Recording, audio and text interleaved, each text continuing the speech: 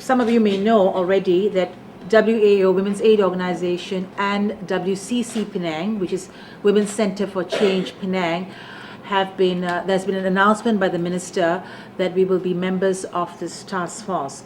So of course we are pleased that the ministry has been proactive in setting up a task force. We have yet to meet, but where Women's Aid Organization is concerned, what we want to ensure is that there should be representatives of indigenous women in this task force.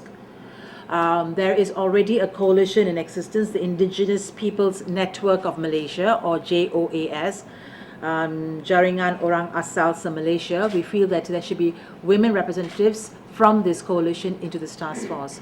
We also hope that this task force is not just looking at programs, but to make it into a fact-finding mission, to go into the community. We understand that there are quite a number of women who are affected by this alleged rapes, and what we want to do is to be able to speak to the women and to find out for ourselves what is the situation and what is making them so vulnerable. There are obviously quite a number of reasons why they're vulnerable, but what we need to make sure is that the fact-finding mission, and we would prefer to call it the fact-finding mission by the task force, should have absolute access. Now, there has been, unfortunately, a history of when fact-finding missions are undertaken, there has been obstacles. Not all activists or not all researchers are able to go into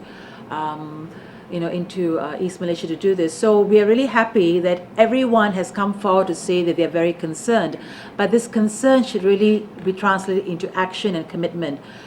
Also, the whole issue of the reports, the police reports. Of course, we will be working closely with the women in Sarawak to make sure that that if they want to make a report, we want to be able to give them support. What is very important is that there should be a quick police investigation, and to make sure that there are good translators, people who are sensitive in making sure that the investigation is carried out in a very sensitive way. As you well know, any rape survivor who comes out to make a report, it's extremely important that there should be women police officers interviewing this in a sensitive way. Of course, at the end of the day, we need to make sure that the loggers, that the alleged raped, that the perpetrators are held accountable. What is very important is that the investigation be carried out quickly, swiftly, with a lot of sensitivity to the local culture and to the women, and to send a very strong message that that women's groups, that the authorities, especially the authorities, will not tolerate any of this anymore.